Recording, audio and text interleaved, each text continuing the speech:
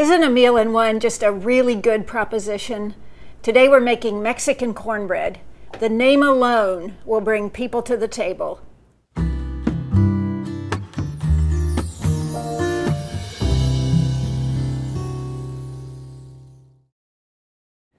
So I've browned the beef. Sometimes I'm asked, could I skip that step? Yes, you can. You could put the beef in raw, but there's a real advantage to browning it first. And that is it cooks off any fat that the meat might have in it. And you leave that behind in the skillet when you use a spoon. I like to use a slotted spoon to scoop out the browned beef, and then it's ready to go minus all those drippings. So we're going to now make the bread itself. Remember, Mexican cornbread. And we start with creamed corn, of course. Next we're going to add cornmeal. It's going to have a beautiful yellow rich color. Some baking soda. We want this to rise, of course. Some salt. And then the things that make it really good. Oil. 2 eggs. Give it a little whisk before it goes in because we want this to blend very well. Milk. And finally some taco sauce. And now stir it up well. And we're going to get it as smooth as possible. Yes, I do have corn in here, so it won't be a perfectly smooth batter, but I don't want to see any of the cornmeal itself.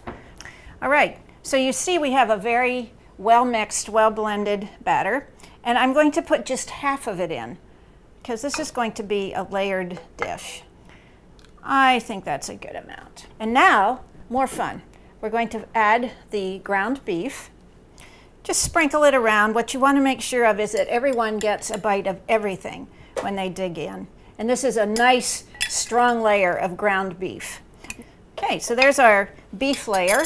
Going to follow that with a layer of raw onions. We're going to top that off with some garlic that's already been minced. Finally, some chopped green chilies. And here you have a chance to customize this dish however you want. If you like hot green chilies, put them in. If you prefer milder, that works too. And finally, top it off with, we're using cheddar, but again, it's an opportunity for you to go with another kind of cheese if you like. And that is the final layer before you add the topping of the rest of the cornbread mixture itself to give it a wonderful Mexican flavor.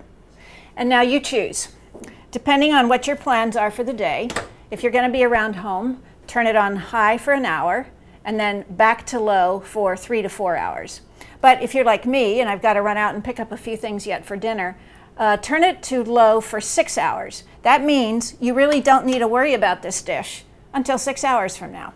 Lid on, and off I go to pick up some salad fixings for our meal tonight. See you in a while. All right, let's see what's been happening. Oh, lovely, browned, crispy around the edges. And when I get a deep whiff, I know there's more in there than just cornbread. The principle when you have created a layered slow cooker dish is dig deep. You see it there. Beef, cheese, chilies, cornbread on top. And I'm going to top it off with a dollop of sour cream and some fresh spring onions. This is beautiful. Let's see how it tastes.